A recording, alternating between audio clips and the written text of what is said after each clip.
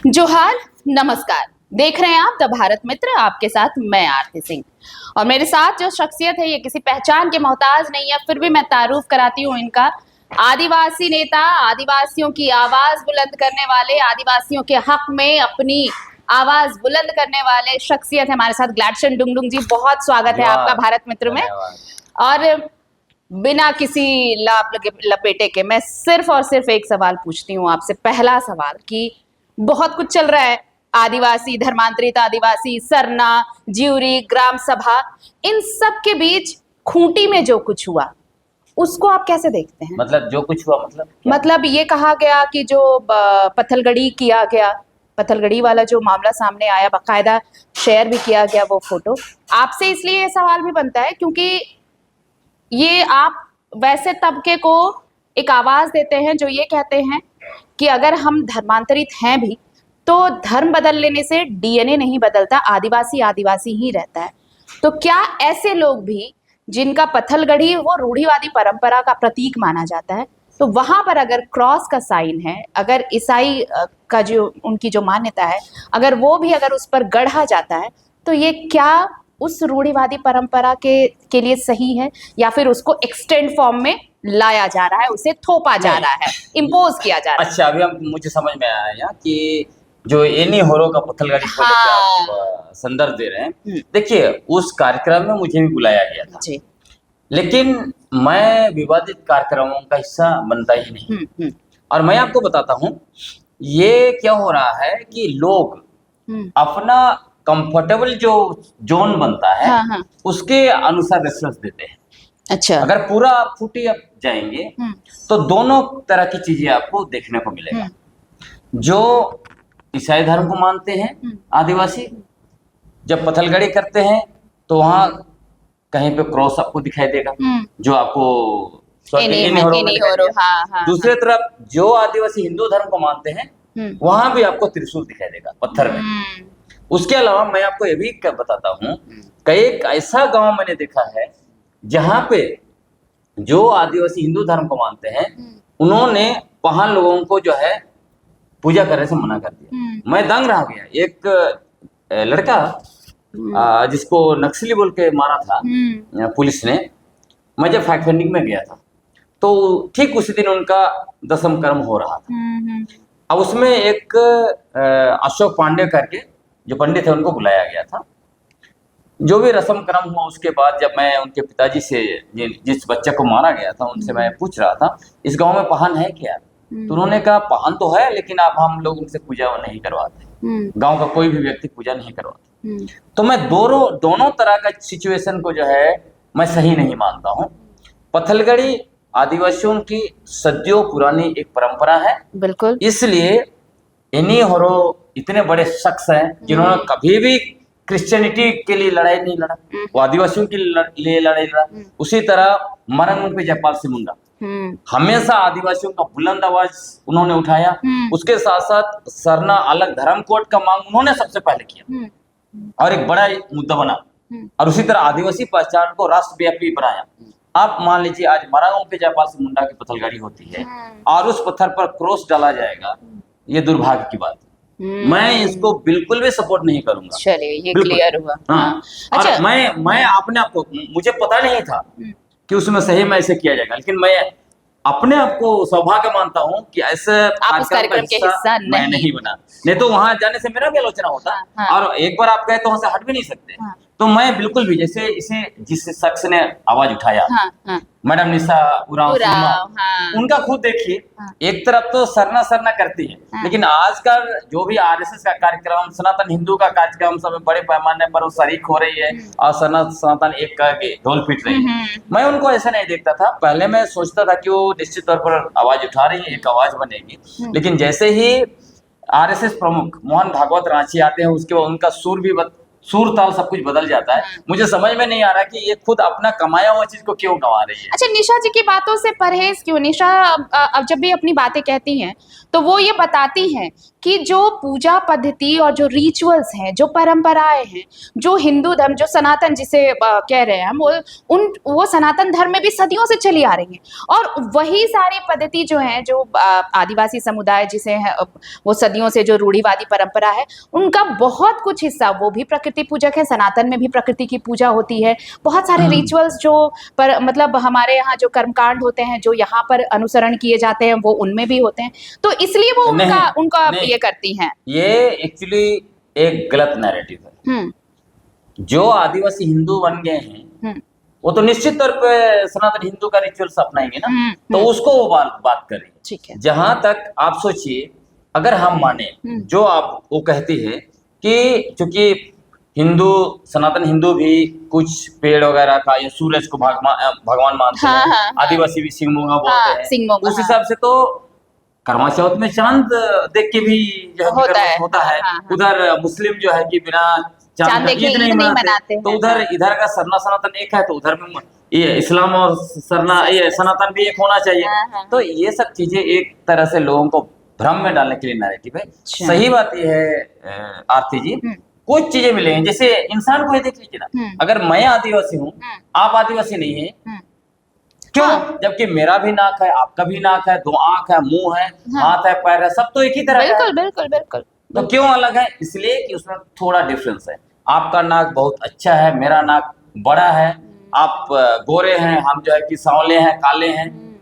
तो इसी तरह का जो है कि अगर सरना सनातन के बीच जाएंगे, डिफरेंस सिर्फ उत्पत्ति में ही देख लीजिए ना। उत्पत्ति कथा क्या है? सरना का उत्पत्ति कथा की अगर आप देखेंगे तो सरना की पहचान कैसे की गई? मुंडाओं ने उनको लगा कि हमारा भगवान क्या कहाँ है। वो तो लगभग 65,000 साल तक तो कोई पूजा पाठ नहीं किया, लेकिन 5,000 साल के अंदर का बात है। उन्होंने तीर छोड़ा, सखुआ के पेड़ पर गिरा, तब जाके वहां पर सरना पूजा शुरुआत हुई। इस सब का शुरुआत हुआ।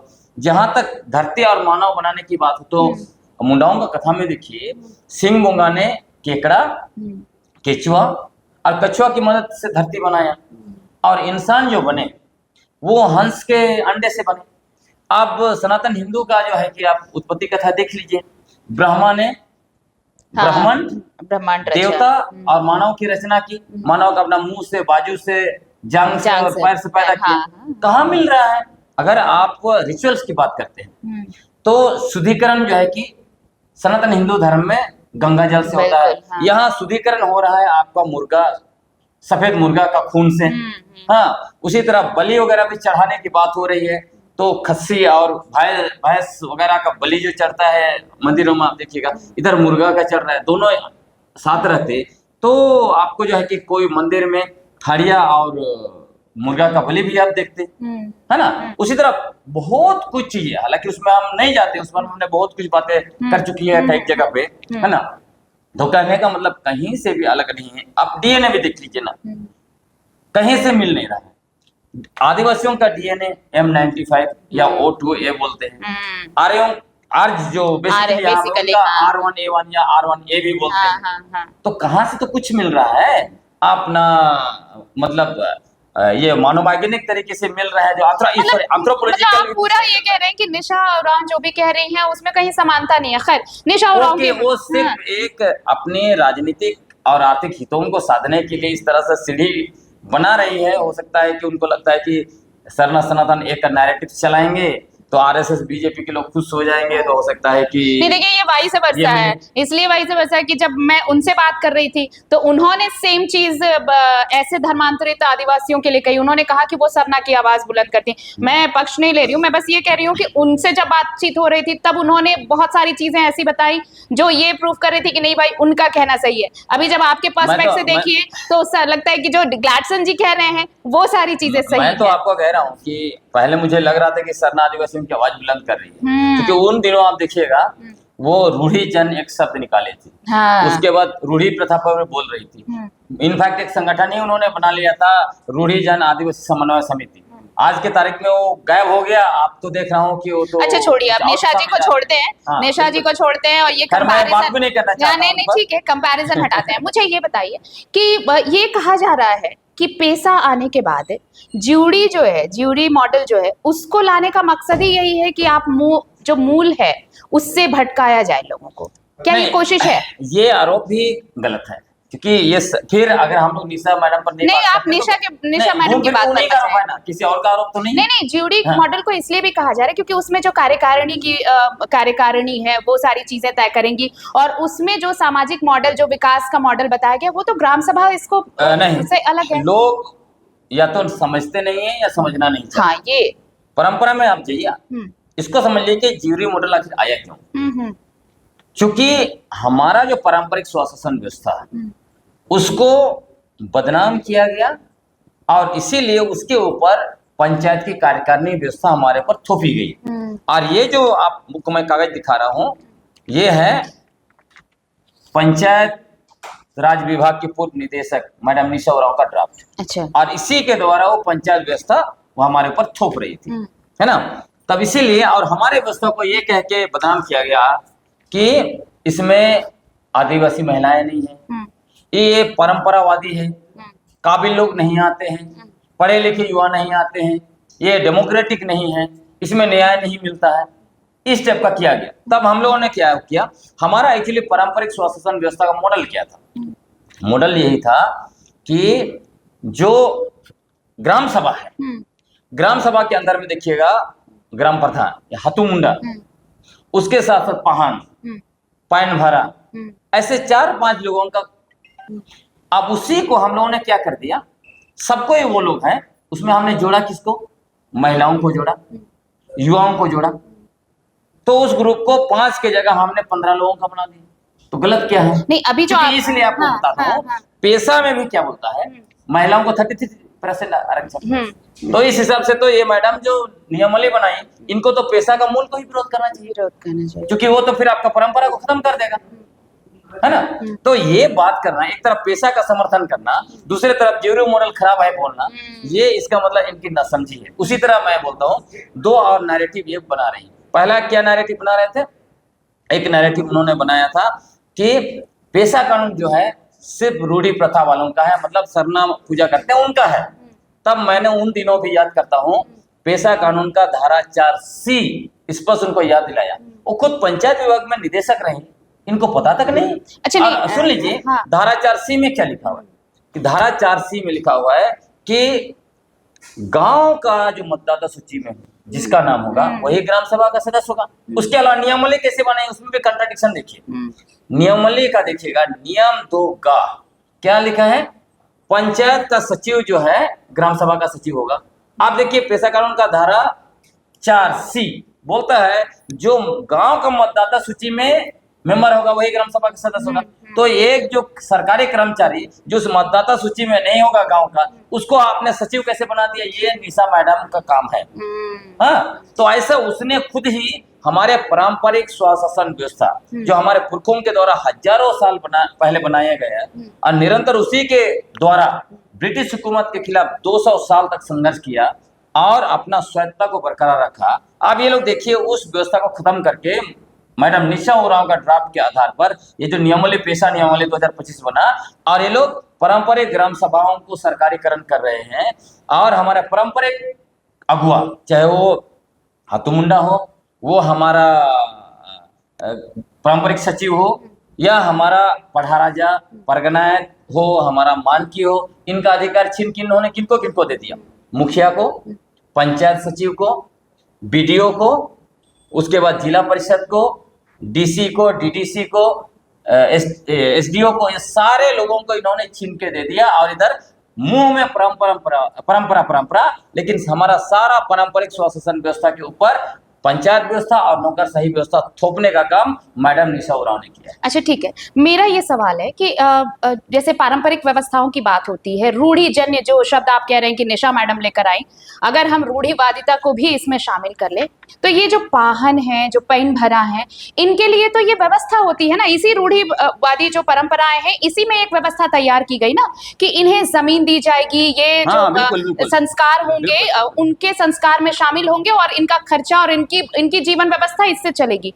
लेकिन मुझे एक चीज खटकती है कि अगर वो धर्मांतरित हैं, तो फिर वैसे पाहन, वैसे पैन भरा जो हैं, तो वो लोग यहाँ पर आकर क्या करेंगे, क्योंकि उनकी तो पूरी जो धार्मिक चीजें हैं वो तो आपको बताते हैं नहीं, मुझे इसका जवाब क्लियर दीजिएगा। मैं दे रहा हूँ क्योंकि ये भी उनका ही नैरेटिव है। आजकल विगत दिनों जाकर डीसी से भी उन्होंने एक स्मारक पत्र दिया और मांग किया कि जो कुल मिला के कहे तो सरना धर्म को मानते हैं वही जो है कि पदों में रहना चाहिए।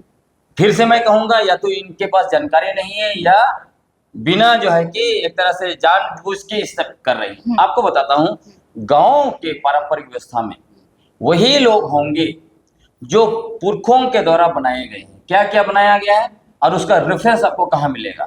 एक तो खूंट, दूसरा जो है आपका विलेज नोट, और तीसरा जो है खेवट। खेवट जो जमीन का होता है, नोट और खेवट। खेवट में भी स्पष्ट लिखा हुआ है कि गांव का जो है कौन हतुमुंडा होगा। विलेज नोट में स्पष्ट लिखा हुआ है कि हतुमुंडा कौन होगा और जो है कि पहान कौन होगा। इसमें नया से कुछ करने की जरूरत नहीं है।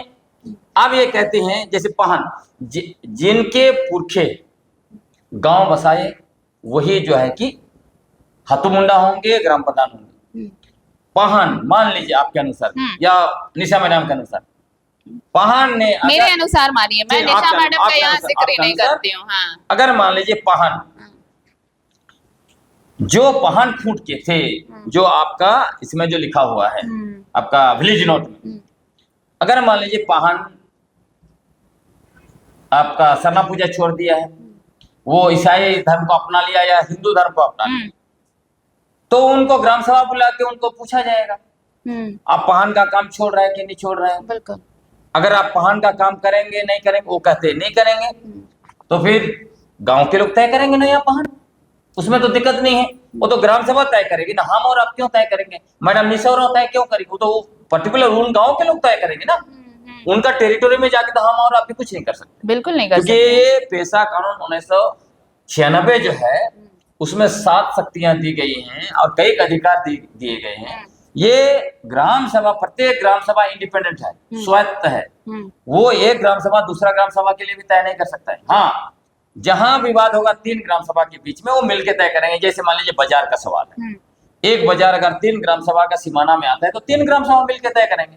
आप और हम क्या कर सकते हैं? हम लोग तो इतना ही कह सकते हैं, लोगों को सच्चाई बता सकते हैं। नहीं, तो इससे ये स्पष्ट नहीं हुआ ना। मैंने इसीलिए पूछा था कि मुझे इसका क्लियर जवाब चाहिए। स्पष्ट हुआ कि नहीं, तो अगर वो धर्मांतरित हुआ तो फिर वो ग्राम सभा भी जिनका चुनाव करेगा, वो चुनाव तो उन्हीं को करेगा ना जिन्होंने रूढ़िवादी परंपराएं अपनाई हैं। या फिर वहां पर अगर बहुलता है धर्मांतरित आदिवासियों की, तो फिर उनकी मजबूरी होगी क्या कि उनको उन्हीं में से चयन करना है। आपको बताते हैं इसमें सभी चीज में ये जो धर्म का जो एंगल लाया जा रहा है ना, ये अपने आप में गलत है। क्योंकि आदिवासी लोग धर्मपूर्वी कहा जाता है। क्यों धर्मपूर्वी कहा जाता है? कि ये जो धर्म के अंदर जो घुसे हैं, चाहे वो सरना पूजा की बात हो, चाहे हिंदू धर्म को अपनाने की, ईसाई धर्म या किसी और धर्म को अपनाने की, ये सारा मामला विगत 5000 साल के अंदर का बात है। हम लोग तो 65,000 साल ऐसे ही बिना पूजा पाठ के गुजारे, उनके हम लोग वंशज है ना। उसमें धर्म है। इसीलिए जब एसटी कैटेगरी जब तय किया गया तब लोकुर कमेटी ने 5 क्राइटेरिया बनाया। 5 क्राइटेरिया में हमको बता दीजिए कहाँ पे धर्म है। ये धर्म का एंगल जो ला रहे हैं, ये शुद्ध रूप से आरएसएस, बीजेपी और उनके से जुड़े हुए लोग ला रहे हैं, जिनको मैं उनके धांगर कहता हूं। इसलिए ला रहे हैं क्योंकि इनको पता है कि बीजेपी बिना सरना ईसाई को आपस में लड़ाए सत्ता में कभी नहीं आ सकते। ये सरना ईसाई को लड़ाकर धर्मांतरण जैसा, डिलिस्टिंग जैसा मुद्दा, ये सारे हवा गुब्बारा बना के ही ये लोग जो है कि 13 साल 63 दिन शासन किया। और जब से इनको जो है कि विदा कर दिया गया है, इन्होंने बांग्लादेशी घुसपैठिए से लेके सब कुछ एजेंडा सेट करने की कोशिश किया, कुछ सेट नहीं हुआ है। अंत में इनको लगा एकमात्र झुंझुना डिलिस्टिंग। आप सोचिए, डिलिस्टिंग कौन कह रहा है? आरएसएस। जो लोग कहते हैं कि विदेशी विदेशी, तो डिलिस्टिंग सब तो अंग्रेजी है। इनको हिंदी में या संस्कृत में भी ये डिलिस्टिंग भाषा नहीं मिल पा रहा है शब्द, तो ये अंग्रेजी का भाषा यूज कर रहे हैं। मतलब इनका इतना ही है, इनको ना हिंदू धर्म से लेना है, ना जो है कि सरना से लेना है, ना ईसाई से, ना मुस्लिम से, किसी से। इनको सत्ता से मतलब है। ये आपस में लोगों को लड़ाकर इनको सत्ता चाहिए, मलाई मारना चाहते हैं, बाकी लोगों से कोई मतलब नहीं। अच्छा निशा जी, तो आपने निशा जी का जिक्र किया कि ये उनका दिया हुआ टर्म्स है, ये उनके दिए हुए जो भी शब्द हैं वो है।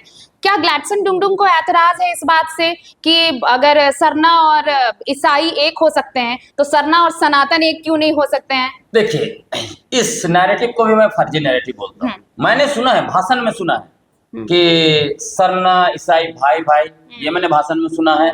दूसरी तरफ सरना सनातन एक है, तीसरी तरफ संताल सनातन एक है। उसके बाद ये भी मैंने सुना है कि सभी जो है कि देश भर के सभी आदिवासी सनातन हिंदू हैं। ये सारे के सारे नैरेटिव फर्जी है। मैं सच बताता हूँ आपको कि नहीं, तो ऐतराज क्यों है? नहीं, आप सुनिए ना। हाँ। इतराज इस बात का है कि कोई धर्म, ये जो कहते हैं ना हिंदू मुस्लिम सिख ईसाई हम सब भाई भाई, ये भी अपने आप में फर्जी है। भाई अगर हम लोग सब भाई भाई होते तो काहे के लिए दंगा हो रहा है? काहे के लिए रामनवमी में जो है कि पुलिस लगाया जाता है? काहे को जो है कि इधर सरूल हो चाहे रामनवमी हो। आपने मुहर्रम का जिक्र नहीं किया। मुहर्रम में क्यों पुलिस लगाया जाता है? हाँ, क्यों पुलिस लगाया जाता है? भाई भाई है ना, आपस में एक दूसरे का ख्याल करो। सच बात यह है आरती जी कि को सारे धर्मों का अपना अपना फिलोसफी है जो एक दूसरे के खिलाफ है। इसलिए कोई धर्म भाई भाई नहीं हो सकते। भाई भाई कौन होते हैं? लोग होते हैं। कैसे? मान लीजिए कोई व्यक्ति, एक परिवार में 5 भाई हैं, एक हिंदू हो गया या 3 हिंदू हैं, एक मुसलमान हो गया, एक ईसाई हो गया, तो ये लोग भाई भाई होंगे ना, धर्म भाई भाई नहीं होंगे। उसी तरह आदिवासियों के बीच एक अगर 3 भाई हैं, एक ईसाई धर्म को अपनाया, एक जो है कि हिंदू धर्म को अपनाया और एक जो है कि सरना धर्म को, तो ये 3 भाई भाई है ना कि इसमें आप बोलिएगा कि सरना ईसाई और हिंदू तीनों भाई भाई, ऐसे बोलिएगा क्या? तो इसीलिए मैं कह रहा हूँ ये सारे नैरेटिव फर्जी है। कोई भी धर्म भाई भाई नहीं होता है, लोग भाई भाई होते हैं, इंसान भाई भाई होता है। सरना धर्म कोड का समर्थन करते हैं? बिल्कुल। मैंने सरना धर्म कोड के लिए 2009 से, बल्कि मैं आपको बताता हूँ, विश्वास नहीं तो अभी भी जिंदा है, दिग्विजय सिंह से पूछ लीजिएगा। 2009 में सरकार उनकी थी, मैं दिल्ली, बल्कि उन्होंने मुझे बुलाया था दिल्ली, तब मैंने 2 चीज कहा था। 2 चीज आप आदिवासियों के लिए कर दीजिए, जो भी आदिवासी आपसे भागे हैं वापस आ जाएंगे, मैंने उनको कहा। तो उन्होंने पूछा कौन सा, कौन कौन? मैंने कहा पहला तो सरना कोड, तब उनका शब्द है ये, उन्होंने कहा कि देखिए देश में 84 प्रकार के आदिवासी जो है कि अलग अलग पंथ में बटे हुए हैं, अगर वो सारे लोग एक साथ आ जाएंगे तो हमें देने में कोई दिक्कत नहीं, लेकिन ये 84 तरह के हैं, यही प्रॉब्लम हो रहा है। दूसरा मैंने कहा कि आदिवासी शब्द जो संविधान का मसौदा जो था उसका अनुच्छेद 13(5) में था आदिवासी और एबोरिजिनल, इसको आप कॉन्स्टिट्यूशन में दोबारा लेके आइए और अमेंडमेंट करिए। जो शेड्यूल ट्राइब रखा गया है उसके जगह लाइए, इसलिए कि शेड्यूल ट्राइब का भी हिंदी ट्रांसलेशन गलत हुआ है या जानबूझ के जाति घुसाया गया, क्योंकि शेड्यूल ट्राइब का हिंदी होना चाहिए अनुसूचित जन जाति। कहां से अनुसूचित जनजाति? इसका मतलब ये एक षड्यंत्र है, मतलब ट्राइब कास्ट होना चाहिए। अगर ट्राइब है तो कास्ट नहीं तो कैसे हो सकता है? और इसी में तो जब आपने सरना सनातन एक है बोला तो भी गड़बड़ है ना। इधर सरना तो सनातन क्या है? सनातन हिंदू धर्म का बेस है वर्ण और जाति व्यवस्था, और इसीलिए यहाँ पे जातिगत वर्ण लिंग से लेके रंग सब कुछ भेदभाव भरा पड़ा है। दूसरी तरफ आदिवासी तो काबिले एक है, एक काबिले व्यवस्था है जहाँ का आधार समानता है, तो कहाँ से एक रहेंगे? तो वही उस टाइम में मैंने उनको कहा कि आप शेड्यूल ट्राइब को कास्ट कर दिया गया है तो इसलिए उसको लाइए। तो उन्होंने कहा कि ये संभव है, हालांकि उन्होंने नहीं किया, और उसी समय में उन्होंने मुझे ऑफर किया था। आपको मैं इस चैनल में बोल रहा हूँ कि आप झारखंड का कोई भी विधानसभा चुन लीजिए, वहां से हम आपको टिकट देंगे। उसके बाद 2 बार जेएमएम ने ऑफर किया, मैंने कहा मुझे ये सब नहीं करना है। अच्छा ठीक है, आपने अभी कहा कि आप सरना धर्म कोड का समर्थन करते हैं, लेकिन आप ही कहते हैं ना कि आदिवासी किसी धर्म को मानते नहीं, आदिवासियों का कोई धर्म नहीं होता। तो जब आप इस चीज को भी, इस नैरेटिव को भी सामने रख रहे हैं कि ये 5000 साल से ही चला आ रहा है, चूंकि उनका कोई धर्म नहीं होता, तो फिर ये सरना धर्म कोड का समर्थन क्यों? इसके लिए अलग पर्सपेक्ट क्यों नहीं? आप चाहते नहीं, मेरी बात सुन लीजिए। मैं बहुत छोटे छोटे सवाल कर रही हूँ, लेकिन ये सवाल इसलिए लंबा है कि मैं ये बताना चाहती हूँ कि ग्लैडसन जी कह रहे हैं कि आदिवासियों का धर्म नहीं होता, कुछ भी नहीं होता, ये मान चुके हैं, फिर भी वो सरना धर्म कोड का समर्थन करते हैं। तो आपके लिए ये अलग पर्सपेक्टिव क्यों नहीं बना कि हमें धर्म कोड नहीं चाहिए, हमें हमारी आइडेंटिटी चाहिए? आप सुन लीजिए, मैंने ये नहीं कहा कि आदिवासियों का धर्म नहीं होता है, मैंने ये कहा कि ये जो भी धर्म की धार्मिक चीजें आई हो 5000 साल के अंदर में आई हैं। हाँ धर्म तो हम इसीलिए हम लोग को कहा जाता है धर्म पूर्वी लोग हैं। धर्म जब पैदा भी नहीं होता, भगवान पैदा भी नहीं हुए थे, तब से हमारे पुरखे हैं। अब जहां तक आप सरनाकोट का बात कह रहे हैं, जब ये जो संगठित धर्म आए तो चूंकि उस टाइप का अलग व्यवस्था नहीं था, इसीलिए सब लोग इधर उधर भागे। और ब्रिटिश जमाने में जब सेंसस हुआ 1871 या 72 में पहला सेंसस हुआ जो पूर्ण नहीं था, 1881 में पूर्ण सेंसस माना जाता है। उस समय में भी पूरे 41 तक, 1871 से 1841 तक अलग गिना गया आदिवासियों को। कभी ट्राइबल रिलीजन, कभी जो है कि ये एनिमिज्म, कभी जो है कि ट्राइब, ये सब अलग अलग, लेकिन कॉलम अलग रखा गया। लेकिन आजादी के बाद इसको हिंदू में सीधा मर्ज कर दिया गया, सिंपल सा। ये एक तरह से थोक धर्मांतरण हुआ था। और इसमें आप देखिए, चूंकि भारत में धार्मिक आइडेंटिटी है, और मैं ये भी आपको बताता हूं, मैं कभी सोचता हूं, जब आप देखिए इधर 3 धर्म, सिख, बौद्ध और जैन, इसको हिंदू धर्म का ही एक हिस्सा माना जाता है। और हिंदू धर्म से संबंधित जो हिंदुओं के लिए 4 कानून हैं, इन पर भी ये सब सारे 4 कानून लागू होते हैं। तो जब इनका सेक्ट जो है, इनको अलग से कोड दिया गया, तो सरना कोड अलग से देने में तकलीफ क्यों है? इसीलिए मैं जो आरएसएस वाले, बीजेपी वाले और उनके जो भी धांगर हैं, उनको भी मैं बोलता हूँ, भाई ये लोग सरना धर्म का अलग कॉलम का सपोर्ट नहीं करते, पुरजोर विरोध करते। क्यों भाई? उधर उसके सेक्ट को मिल गया, तो इधर देने में क्या तकलीफ है ना? इसका मतलब कहीं ना कहीं बहुत गंभीर मामला है। उनको डर इस बात का है, क्योंकि डीएनए रिपोर्ट 2019, 2018, 19 और 24 में तीनों डीएनए रिपोर्ट ने स्पष्ट कर दिया कि भारत में सबसे पहले जो रहते थे वो हंटर और गैदरर थे, मतलब शिकारी और संग्रह करता। हाँ। यानी आदिवासी शिकार करके जीते थे, फल फूल कानमूल चुन के जीते थे। तो उनके जो भी वंशज है वो आदिवासी हैं। तो ये तो पूरा अलग आइडेंटिटी का बहुत बड़ा क्वेश्चन है ना। इसलिए आप सोचिए, भारत सरकार को 1997 में यूएन जाके बोलना पड़ा कि इंडिजिनस पीपल, मतलब आदिवासी भारत में नहीं रहते हैं। ये सारे षड्यंत्र। उसी तरह मैं आपको ये भी याद दिलाता हूँ, जब भारत का संविधान मसौदा अनुच्छेद 13(5) में एबोरिजिनल और आदिवासी शब्द था, तब उसको 1 दिसंबर 1948 को संशोधन संख्या 491 के द्वारा डॉक्टर भीमराव अंबेडकर ने उसको सीधा संविधान से हटा दिया। क्यों भाई? डर किस बात का था? इसका मतलब यही था कि जो भारत का इंडिजिनस पीपल्स है, आदिवासी, उनके पहचान को नकारने की सारी षड्यंत्र चली है। इसलिए 1952 में आरएसएस ने आदिवासी शब्द को मिटाने के लिए वनवासी शब्द निकाला। तो आरएसएस तो वही है जो विगत 75 वर्षों से आदिवासी पहचान को मिटाकर वनवासी सौंप रहा है। सरना को सनातन में समाहित करते हुए हम आदिवासियों की मूल आदिवासी पहचान, धार्मिक पहचान सरना को निस्तरनबूद करना चाहता है। यही तो असली खेल है। इसीलिए तो इसी नैरेटिव को लोग फैला रहे हैं। तो उसके लिए अलग से काम चल रहा है। बिल्कुल, बहुत बड़े पैमाने पर चल रहा है, क्योंकि डर उनको इसी बात का है कि भारत को हिंदू राष्ट्र बनाना चाहते हैं, संविधान अलाउ नहीं करता है। और इधर सबसे बड़ा आदिवासी लोग जब तक जिंदा रहेगा, वो इस देश का जो है कि प्रथम निवासियों का वंशज है। वो बोलेगा मैं इस देश का मालिक हूँ। 5 जनवरी 2011 को सुप्रीम कोर्ट ने भी कहा है कि देश का 8% आदिवासी ही जो कि भारत का मूल लोग है, बाकी 92% लोग या तो इन्वेडर्स हैं या तो अप्रवासी वंशज हैं। बोला है सुप्रीम कोर्ट का। आप कैलाश वनम स्टेट ऑफ महाराष्ट्र आप देख लीजिए, उसमें 2 जज, कौन? जस्टिस काटजू और जस्टिस ज्ञान सुधा मिश्र, और कोई आदिवासी जज तो नहीं था। ये दोनों लोग उसी ग्रुप से आते हैं, सवर्ण ग्रुप से। इसे लोग बोल भी नहीं सकते हैं, आदिवासियों ने जबरदस्ती इसे लिखा है।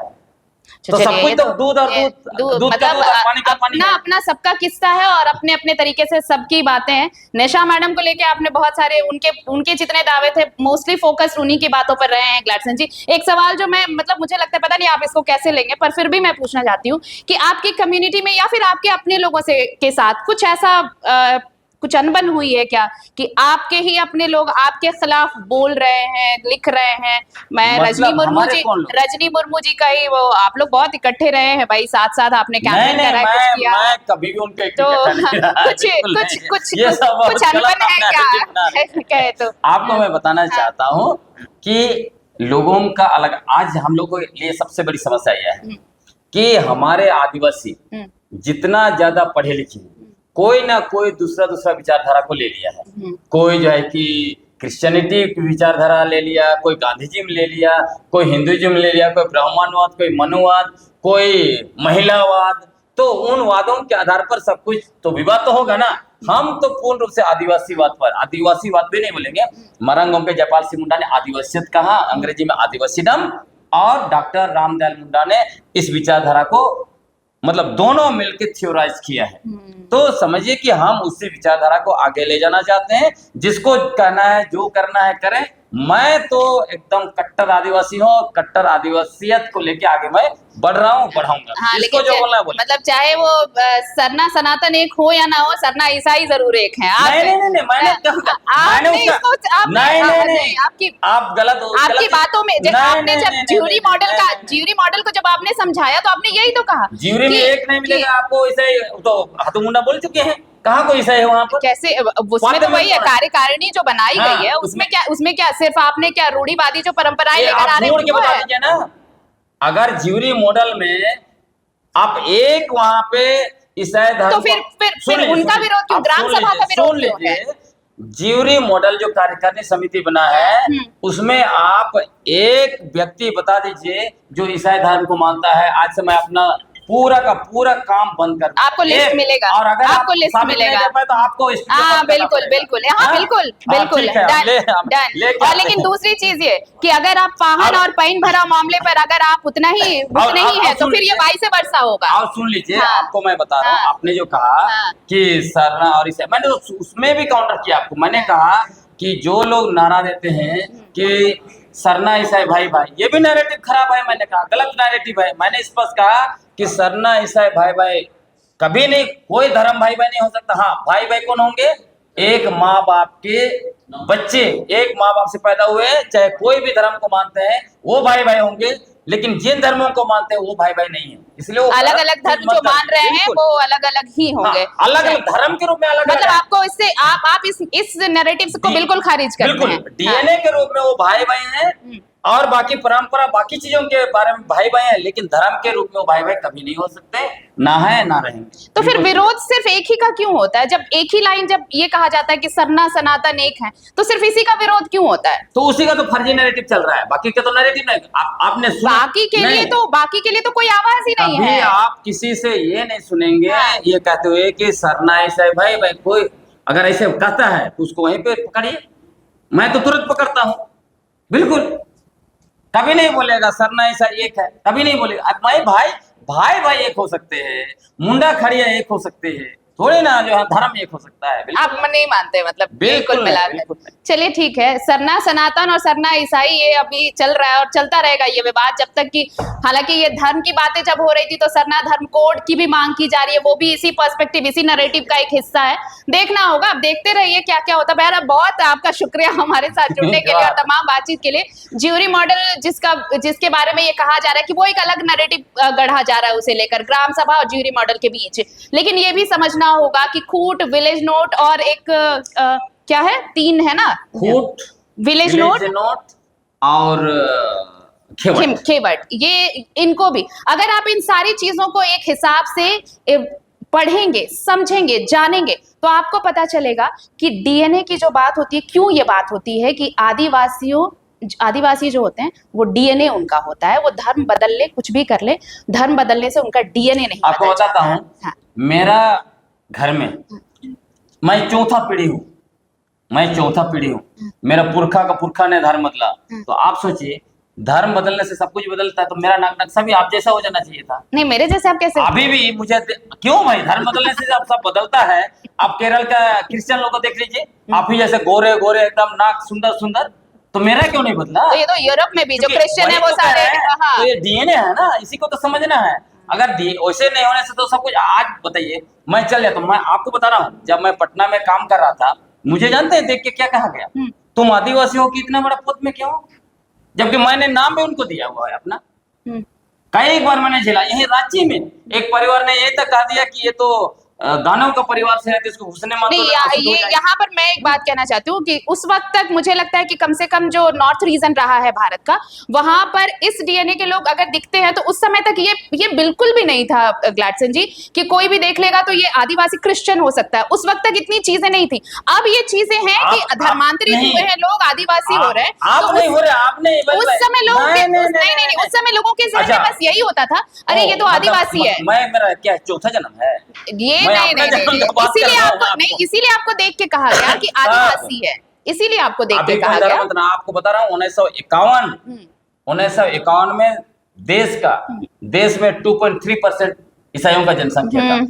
2011 में 2.3 कहाँ बढ़ा?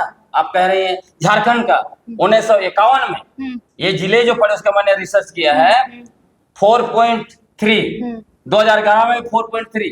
ये जो धर्मांतरण का जो सिफू का ना नैरेटिव तो आप लोग बनाते हैं सर, तो कैसे होगा? कास्ट सेंसस में आप अलग लिखेंगे तब तो नहीं, मैं बिल्कुल तब तो पता चलेगा कि कौन ईसाई है, कौन सा आदिवासी है। क्यों नहीं लिखेंगे?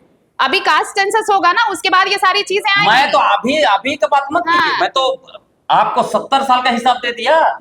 तो इसीलिए मैं कह रहा हूँ ये फर्जी नैरेटिव बनाया गया है, वरना तो डीएनए जो एंथ्रोपोलॉजिकल जो एविडेंसेस है कहीं कुछ नहीं बदलता है।